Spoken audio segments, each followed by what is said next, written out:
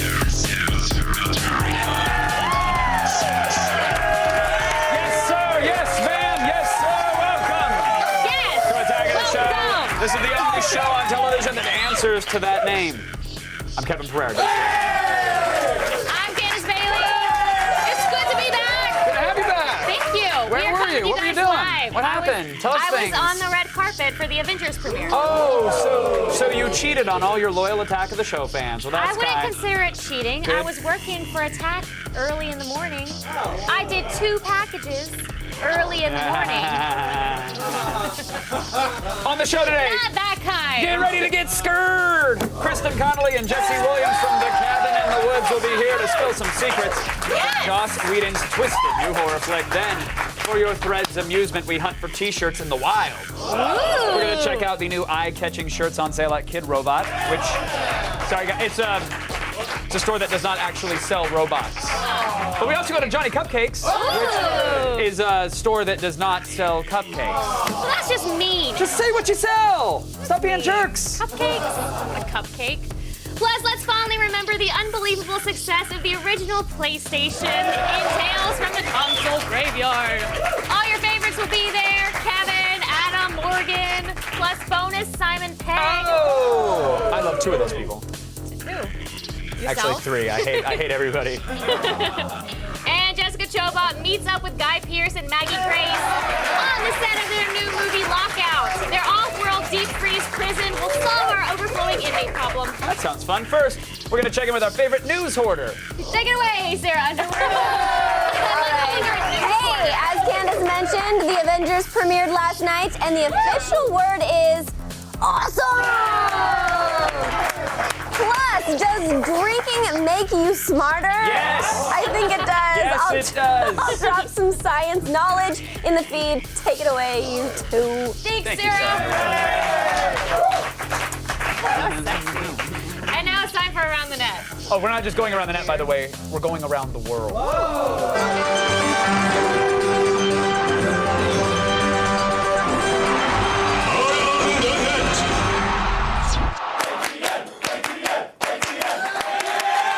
Where are we headed?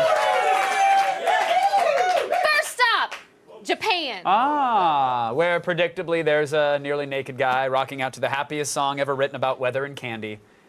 Yes, sunshine, lollipops, and rainbow.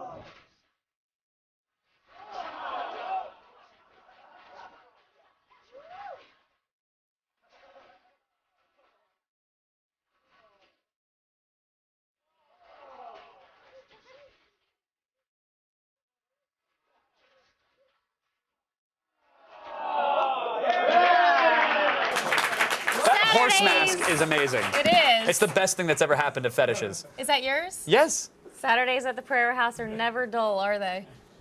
Did they look dull? No, No. they They're great. didn't. A horse mask? Are you kidding? But now let's go to India, home to 12 billion people and a blossoming film industry. The movies coming out of Bollywood might not make much sense to audiences here, but clips like this one prove they've learned a thing or two from American filmmakers. Yep. Namely, always use lots of explosions.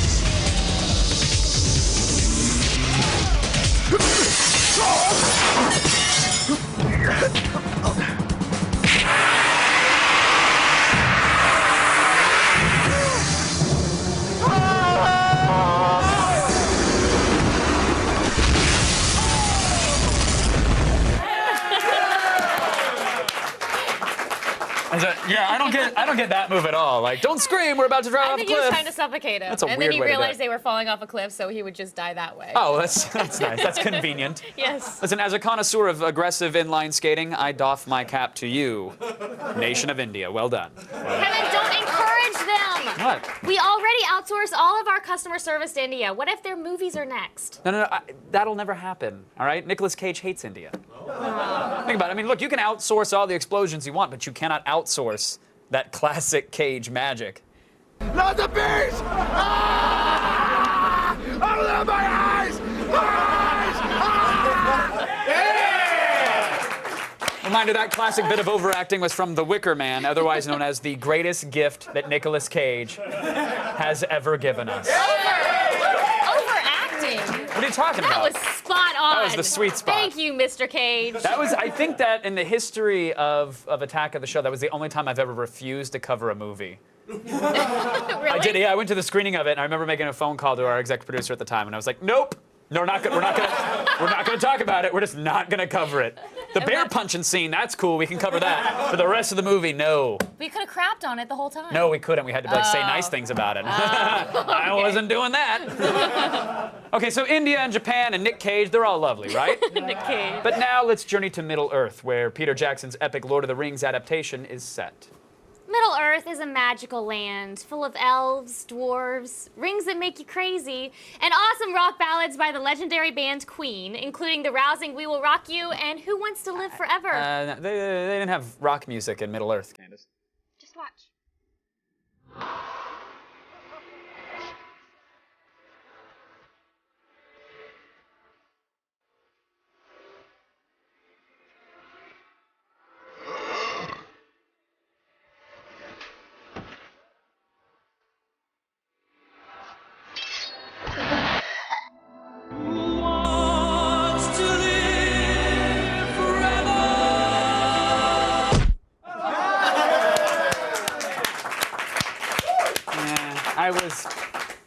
I don't even want to talk about it. What? What's wrong? I don't want to get into it. Get into it, please. I was really psyched to see Saruman at Coachella last year, and he was super disappointing. He was wasted on Lothlorien wine and pipe weed, and he just slurred his way through a sloppy rendition of Fat Bottomed Orcs. And it was just kind of crappy. I can't do Coachella. Way too many ents. Oh, yeah. Well, you did miss out. Saruman's finish was great. He actually threw Kanye West into a volcano. That's that was cool. amazing. Can't do that 2 weekends in a row, Coachella. Get there first. Hey, let's check in with our friends in France, shall we? We've got them, don't we? Let's do it. The land of smoking, pastries, and inflated senses of self-worth. We love it. YouTuber Will Braden may not be French, but he used the Hearts Downer tune Nothing Has Changed to make some very French art. By which you mean it's depressing. Yeah. Eh bien, je suis toujours ici. Je suis libre du lit, Majoret. Comme tu es par ici, il devenait furieux. Pourtant je ne sens rien. Attention au chat. Pas si j'aimais les fleurs. Encore, j'ai appris quelques petites choses. Nous ne pouvons pas nous échapper. Parfois, la porte du chat est fermée.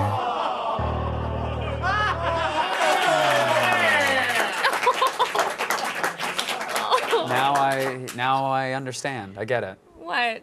The meaninglessness of existence? No, why everyone hates the French. I totally get it. It makes sense now. And now, America. Ah, America! Yes! The land of the free! And the You're home very of American today. Oh, I'm so Look at that. patriotic, Red, white, yeah. I blue. look like a 4th of July picnic table. You do! I love it. America's the land of the free and the Yes. home of this lady who popped up on a recent report from Oklahoma's KFOR Channel 4 News. Well, I woke up to go get me a cold pop, and then I thought somebody was barbecuing. I said, oh, Lord Jesus, it's a fire. Then I ran out. I didn't grab no shoes or nothing, Jesus. I ran for my life. And then the smoke got me. I got bronchitis. Ain't nobody got time for that. Okay, there is only one way to improve on that kind of perfection. A catchy dance remix! I said, oh, Lord Jesus, it's a fire. Oh, Lord Jesus, it's a fire. Well, I woke up to go get me a cold pop. And then I thought somebody was barbecuing. Then I ran out, I didn't grab no shoes or nothing, Jesus. And then the smoke got me. I got bronchitis. Ain't nobody got time for that. Ain't nobody got time for that. Ain't nobody got time for that. Running for my life. Ain't nobody got time for that. Ain't nobody got time for that.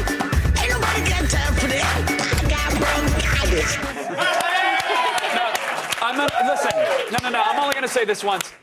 Everyone should make time for bronchitis. Seriously, people at home, if you're not making time for bronchitis, you are putting your livelihood on the line. So please, invest in your future, for the children, and for the United States of America. Thank you. You don't know what bronchitis is. I was hoping to BS my way through that one. No, not even I thought I got it. I was pretty close to it. It was an important message. It's my favorite itis. Really is. Still ahead, we check out some awesome new teas from Johnny Cupcakes and Kid Robot. You better stick around because I'm asking you nicely, please.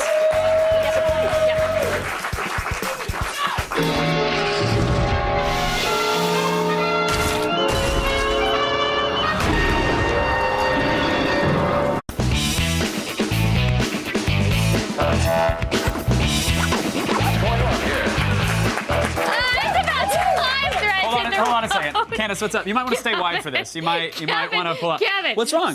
Stop. What are we stopping? I haven't even. You should. What's wrong? Why are you keeping your knees together like there's a Tylenol in there or a coin or what's going on? Is something? Are you all right? Are you okay? I put my phone there. Thank you. Thank you. We were coming back from break and I had nowhere to put it, so I just stuck it in my dress. See? You can't see it. It's about time. Good night, everybody. Well, now I'm just going to hold on to it. I'm not going to worry. Thanks, Kevin, for spoiling it. It's about time threads hit the road, so we send our fashion-minded crew out into the wild. It's not gross. I'm waiting for a tire iron and a honey baked ham to fall out. That's all I'm waiting for now. There they found the fanciest of pants and also some great new t-shirts from Johnny Cupcakes and from Kid Robot. Friends! Today we're going on location to find ourselves something fashionable to clothe our naked bodies. In 2001, Johnny Cupcakes designed this simple but unique logo and began selling t-shirts out of the back of his Toyota Camry. He's been making sweet threads ever since and has grown his brand into the fresh-baked sensation it is today. Oh, and by the way, aside from not having a degree, he's come this far without mass-producing his shirts for chain retailers. He now has an international fan base that will wait overnight for store openings and new releases. Hi, welcome to Johnny Cupcakes on Melrose in Los Angeles. I'm Ashley, and I'm gonna show you around the store, so follow me.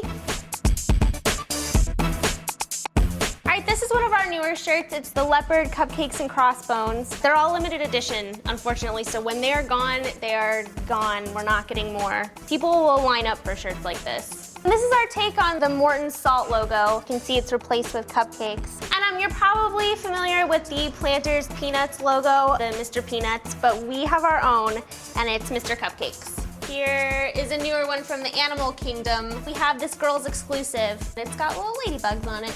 And then also we have this little beehive and the frosting, so sweet. I think that shirt's the bee's knees. Johnny's a big stickler on details. When you get the shirt, there's a lot of cool stuff in there. Like the tags are these oven mitt tags, which is pretty cute. And then if you see on the bottom of the shirt, there's like the Cupcakes and Crossbones, but then on the other side it says, do more of what makes you happy. There's like little fun facts in the shirts. Like this one is about how we used to skip school dances to go home and watch Snick. This one has a little fun fact about bees for the Animal Kingdom bee t-shirt. It's more than just a shirt. It's got personality to it. All right, and our stuff comes in this cool box. It looks like you just got cupcakes. You get one of these boxes when you visit one of our locations like London or Los Angeles or Boston. And we also ship worldwide at johnnycupcakes.com.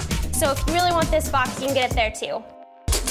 And right across the street is Kid Robot. The pop art brand was founded by Paul Budnitz 10 years ago. Kid Robot collaborates with well-known brands, designers, and artists. Known for its limited edition art toys, Kid Robot also has some eye-catching apparel.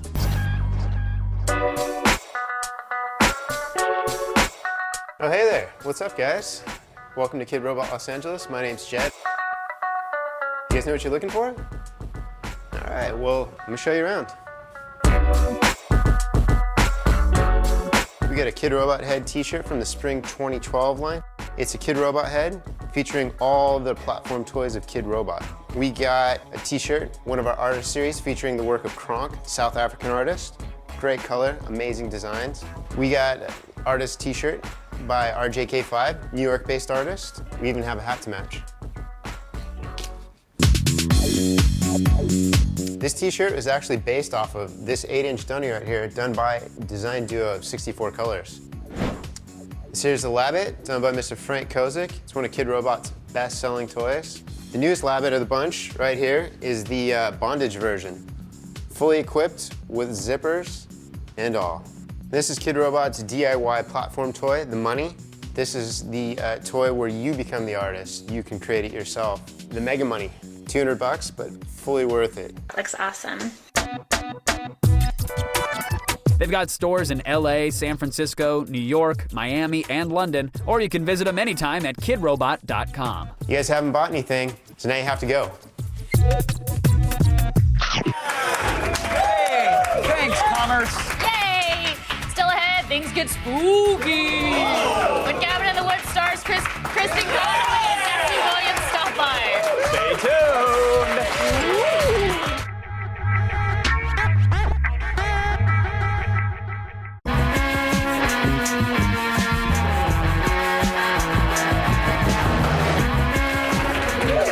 Do you remember the original PlayStation? Yeah. Don't worry, Console Graveyard does.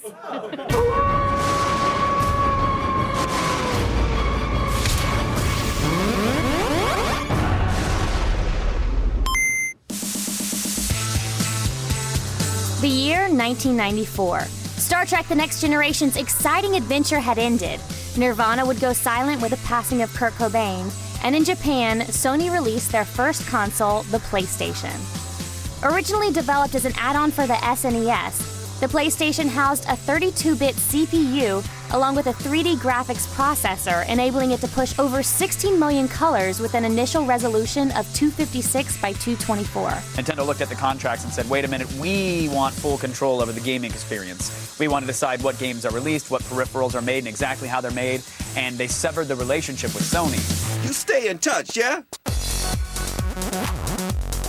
Despite this, Sony continued to develop the PlayStation and released it stateside in September of '95. It was priced at $300, came with a single controller, and was one of the first major consoles that required a memory card to save games. Obviously, we were used to just saving our saves onto the cartridge, but with the disc format, that wasn't as much of a possibility. Marketing itself to a more mature audience, the PlayStation sold just under 3 million units in the US by the end of '96, doubling that of its competition, the Sega Saturn.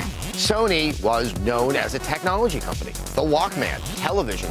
And so with their step into the market, it seemed to be something that felt a little bit more mature, a little bit more adult. But it just had a sexier and better marketing than Nintendo and Sega had at that time.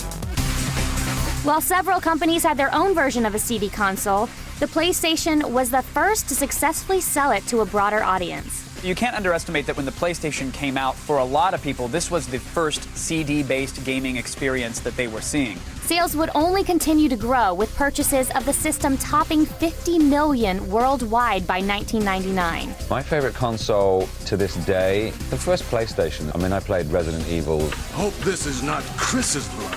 And Tomb Raiders 1 to 3. So big, sort of like seminal games. We've found her. This was aided by an impressive ad campaign for the classic RPG Final Fantasy VII, which had jumped ship from Nintendo. Final Fantasy VII was massive. I can't shout that loudly enough. I don't even like RPG games, and yet when I saw Final Fantasy VII at a friend's house, and it was just the first cutscene in the game, I just remember it being huge and gorgeous, and I said, I need that. I want that. I went out and bought a PlayStation and Final Fantasy VII immediately. Final Fantasy wouldn't be the only franchise to find new life on the PlayStation. Games like Castlevania and Metal Gear Solid would receive both critical and commercial acclaim on the infant system. I think the Metal Gear Solid entry into the series for the PlayStation really established tactical espionage action, and that's something that the PlayStation again had the power to represent, mainly because for the first time you could be Solid Snake in this 3D world. Looks like we both have a lot to learn about each other. On top of these titles, several franchises made their debut on the PlayStation, like the vehicular shooter Twisted Metal, the arcade fighter Tekken, Tekken 2, an amazing Tekken sort of tournaments with Nick Frost, and then we play and try and get through all the levels, beat Heihachi, and then you unlock a character. And if you got beaten, you had to wear this furry hat called the Hat of Shame. along with the survival horror series Resident Evil. When you're walking down the hallway for the first time and those dogs come crashing through the window in the hallway, and that was the first time that I felt like video games could be scary. And the tomb raiding adventures of Lara Croft. Lara Croft was the anti-Mario for the time. I mean, yes, she had a giant, gorgeous 500 polygonal rack, but the world that you were running around in, the acrobatics that you were performing, the way the camera would move around with the character, that was something that console gamers really hadn't experienced up until that point. But the biggest game franchise for the system was a hyper-realistic racer, Gran Turismo, selling over 10 million copies. The depth in terms of the cars and the tracks and that attention to detail was very, very impressive at the time, despite the fact that you were just simulating an activity that most adults were already engaging in, except you could do it now with much nicer cars. Games continued to be developed for the PlayStation up until '05 with a library of titles around 5,000, selling just under 1 billion copies worldwide. Ultimately, the PlayStation would sell over 100 million units, making it one of the best-selling consoles of all time, second only to its sibling, the PlayStation 2.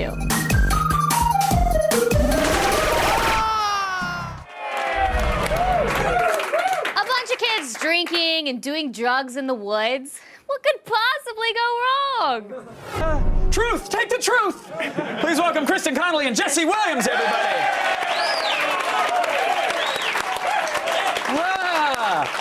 I already don't, it's not for me. No, what's down there? Tell me it's Christmas wrapping paper. Tell me it's something very innocent. It's for you. It's for wusses and mothers all around. Anybody can handle it. I don't know if I can. Well, first, I've already said this, but pre-congrats on all the success of this thing, because Thank you. Over 90% on Rotten Tomatoes, very tough for horror films to do that kind of rating there, like everybody's buzzing about it. Did you know it was something special when you guys were filming this thing? I think so, yeah. I mean, even reading the script, it was like nothing I'd ever read before. And I think when we were shooting it, it was just every day there was something new and crazy. And yeah, you just feel like it's like nothing else. While you're shooting it, you're like, is this never going to happen again? This is not a replaceable moment, you know? Like and the excitement, I think, also behind the filmmakers, the passion that Drew and Joss had. And these guys are giggling behind the monitor during every shot while we're sprinting through the woods in Vancouver in February, soaked with rain and tripping. blood. Yeah. And it didn't feel very funny. Very kind of them to laugh in your face as you're on the ground bleeding with twigs in your face. Yeah, exactly. You said when you read the script, you knew right away that this was different. Is that because there were pterodactyls in the script or hot tubs filled with tentacles? Actually, that was a disappointment because I read my audition scenes and there were pterodactyls in that scene. And it was a scene, I think, of my character and Chris Hemsworth's character, and we're running for these tunnels from these pterodactyls. And I kept thinking, I was like, why is this movie called Cabin in the Woods if it's all about dinosaurs? And then I read the script and I was like, oh, I see what you did. There are no pterodactyls in this. That was fake. And so, all the audition material was totally fake to throw us off and to get what they wanted. And it just makes you feel like you're on like Candid Camera or something. Mine was... Yeah, you're waiting for Ashton to jump out of the woods and be like, you're getting punked and for an audition. Mine was in a hot tub with Jules, and it was an angry molesting hot tub. So the hot tub was copping a feel and like touching me inappropriately. I've heard of a hot tub time machine, but never an angry molesty one. I think we're onto something here. Yeah, I think it's very marketable. I think it markets itself. I like to think that Joss and Drew sit at home and just laugh watching those scenes, like drinking wine.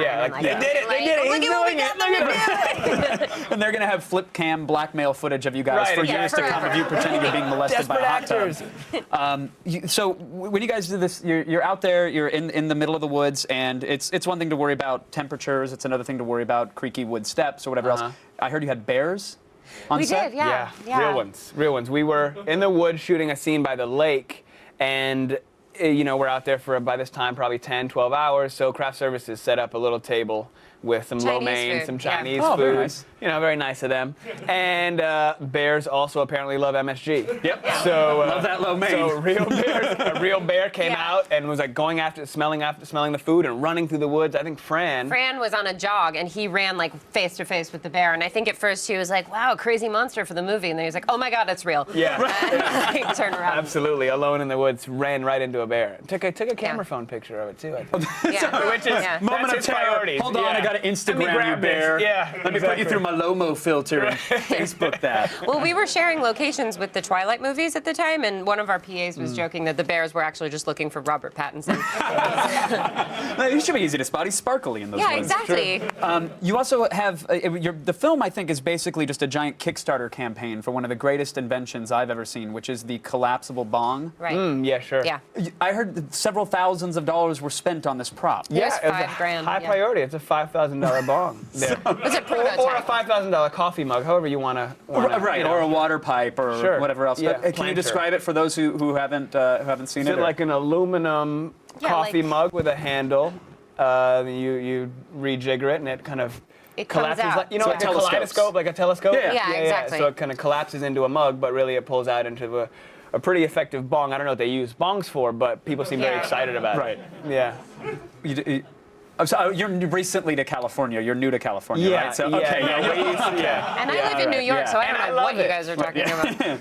No, do you get to keep anything like that, or is there commemorable ones? Are they We tried being to given out as steal it swag? a couple or- of times. Yeah, Fran wanted to keep it, but I think, when it's $5,000, it's sort of closely watched. It was. They had a specific Union guy, a Union guard. One very high-class Union Right, stoner, right. rolling From up in his Vancouver, in his it was very- platinum Volkswagen Bug. Right, Yeah, right. of course. But they're marketing them now for like giveaways for the movie. I don't know Yeah, if I think that's they were going to sell them, but then the studio said maybe not. Yeah, maybe let's Yeah. think that through, selling bongs to children. To the target audience. It's fine. They'll rethink that'll be good. I cannot wait to see it. I'm so excited. And congrats We're really again excited. to both of you guys. It really Thank sounds like an you. amazing Thank film. you very much. Such a pleasure to chat with you both. You Thanks too. for coming on. Thank you. Really appreciate it. Thanks, guys. The Cabin in the Woods is in theaters tomorrow. And right now, it is time to attack this high-end audio gear.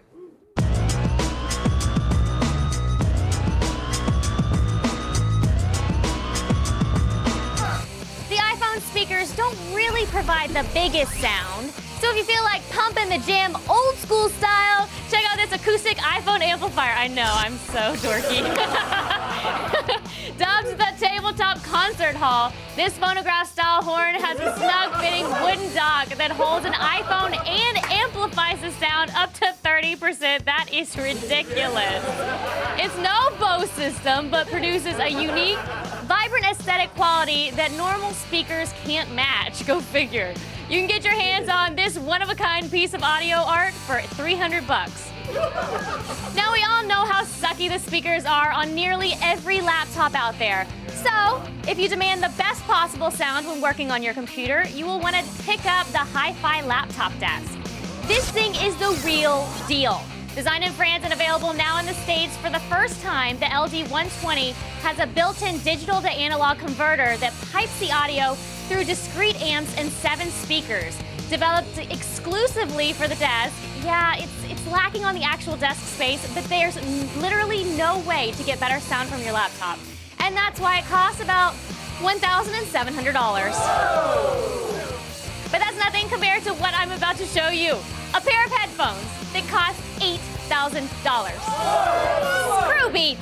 Japanese brand Final Audio Designs has outdone the rest with the Muramasa 8, the first headphones made out of stainless steel, y'all.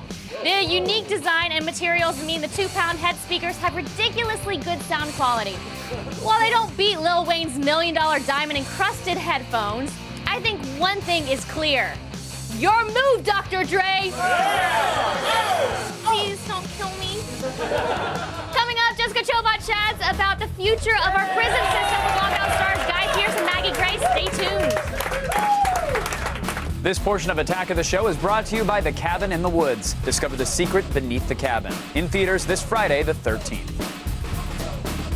Here's a question for you. Would you stand on home plate and let Roger Clemens throw a billiards ball at you for season tickets to your favorite baseball team?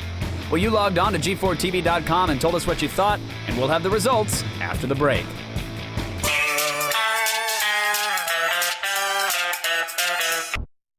The results are in, and about 61% of you said that you would not stand on home plate and let Roger Clemens throw a billiards ball at you for season tickets. You know what? You guys are soft. I would totally do it. Who's Roger Clemens, by the way?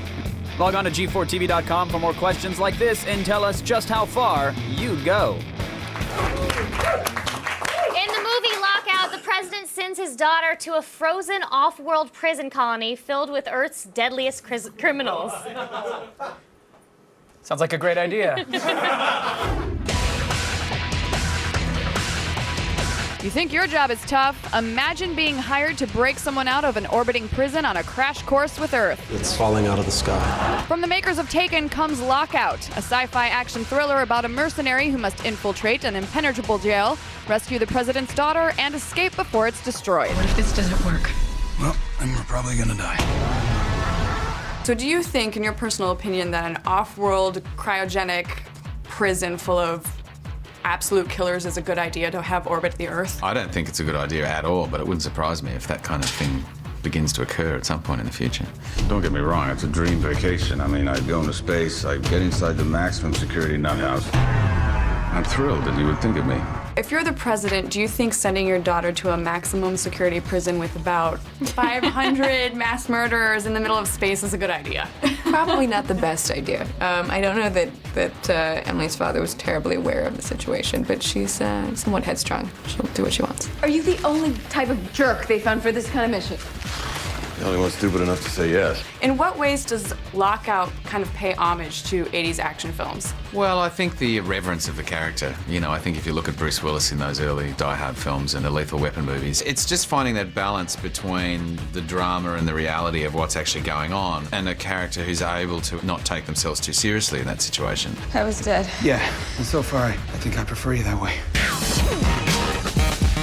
Sci-fi movies are very kind of bleak nowadays. This also kind of had a very stark image to it. I mean, I think we're working a lot of guilt about some choices we've made globally, and you know, with global warming and everything, I think it tends to be a pretty bleak dystopian future that we portray.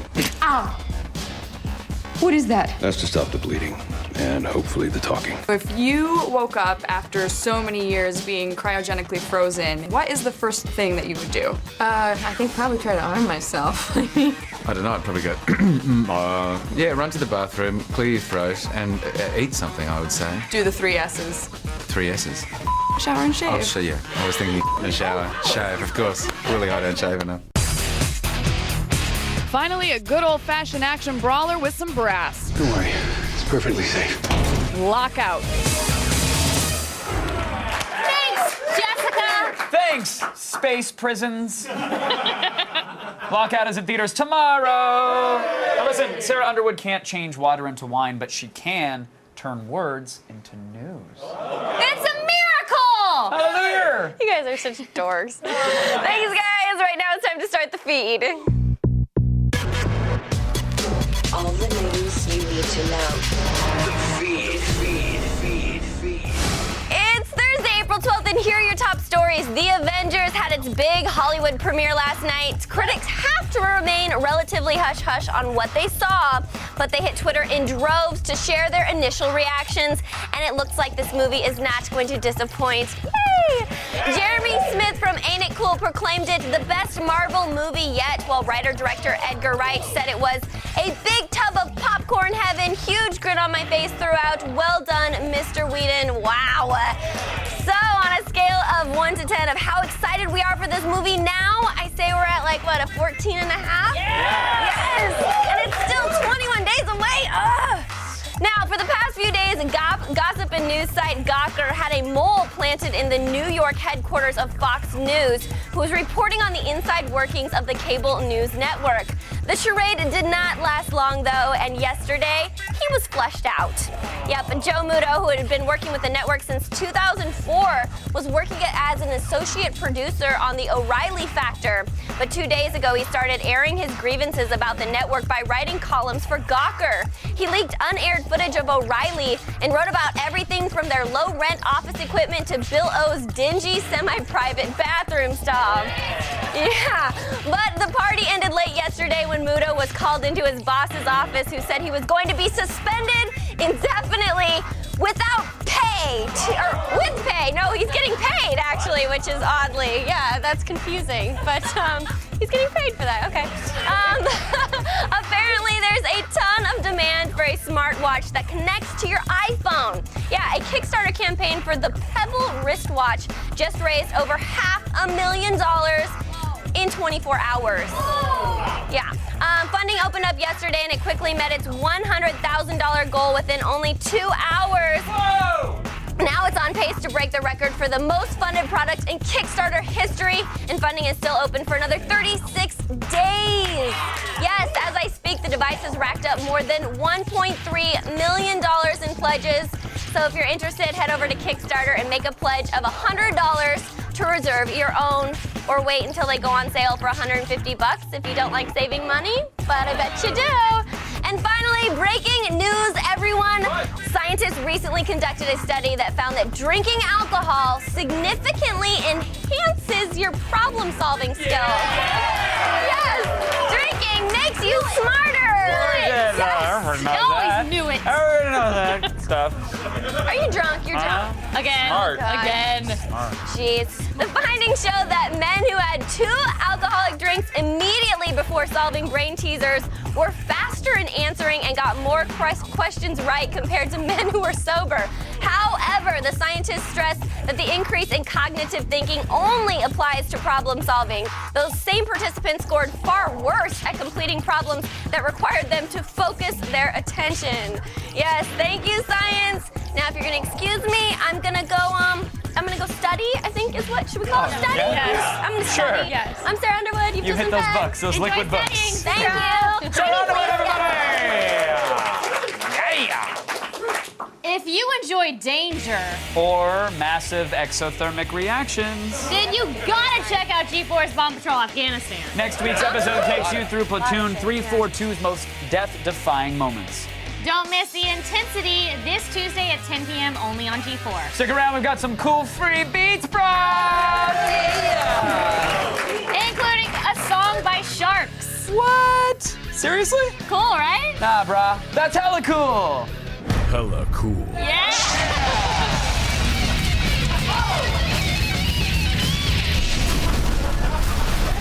This portion of Attack of the Show is brought to you by Lockout, in theaters tomorrow.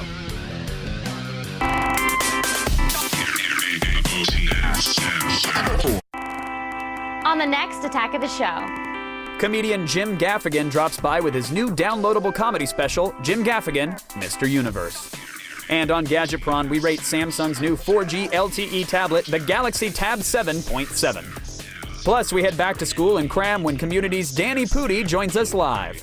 Then, Chris Gore rates new Blu-rays including Mission Impossible, Ghost Protocol, and Frozen Planet. And UFC fighter Carlos Condit drops in to break down UFC 145, Rashad Evans versus John Jones. Coming up next week on AOTS. And now some beats! Beats that are free!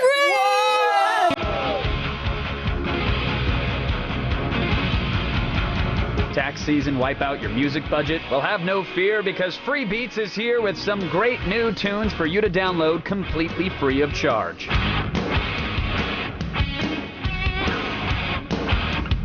First up, we've got Arcane Effigies, the first single from Shark's first full-length album, No Gods.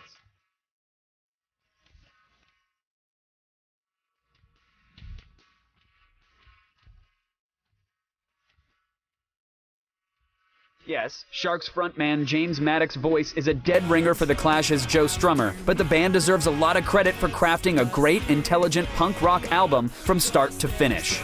But hey, don't take our word for it. In addition to a free download of this song, Sharks is streaming its entire new album on YouTube.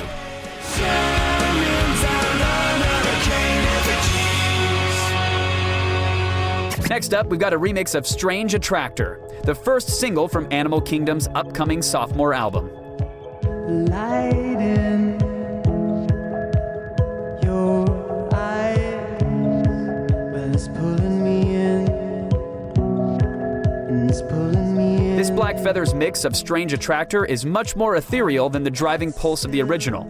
But it comes as no surprise seeing how the band writes and rehearses in an old church in North London. Their eagerly awaited new album was produced by David Costin of Bat for Lashes and Everything Everything fame.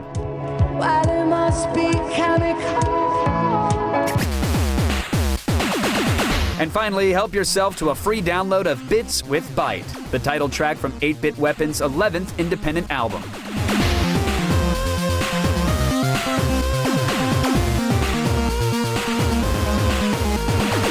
Seth and Michelle Sternberger make up 8-Bit Weapon, who create their classic video game sound with the aid of an arsenal of vintage consoles and computers. Through September, their music is serving as the soundtrack to the Smithsonian American Art Museum's Art of Video Games exhibit.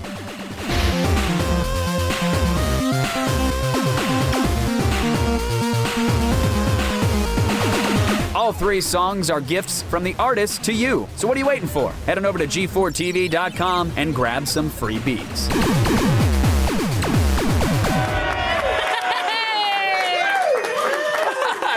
I so wish we would have come back from the package just 2 seconds earlier. Why? Because you had your finger in my face and you were shouting, "You're a dick," and then you turned and went, "Hey!" I wish they could have seen that. Well, you just told everyone. Because you were a dick. What?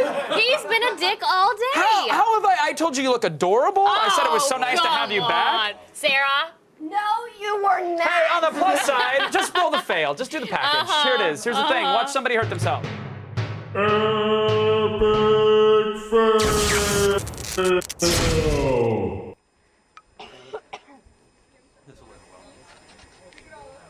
Сашка, Сашка, смотри, там что, какая-то фигня. Сашка, смотри, там что, какая-то фигня. Well, at least she made it into the H2O. I get where you're going with that. No, I get what you were trying to do there, but that was Russia. So that liquid was probably BR or PU or anything else that's radioactive on the periodic table. It wasn't. Yeah, she's got 3 legs now. It's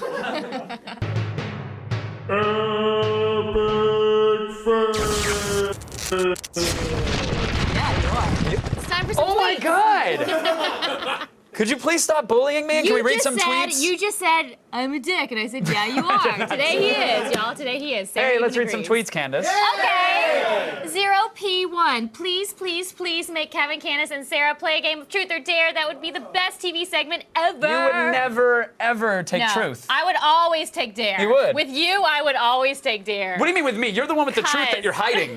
You've got the skeletons in the closet Maybe I that are all just don't. battling it out. Maybe I do. Oh my God. Okay, I do. So there. So let's do truth. Dare. We're out of time. Thanks to Kristen Connolly and Jesse Williams. Everybody. Let's do a quick truth. Yes. Yes, you will do a truth? Yes. Okay.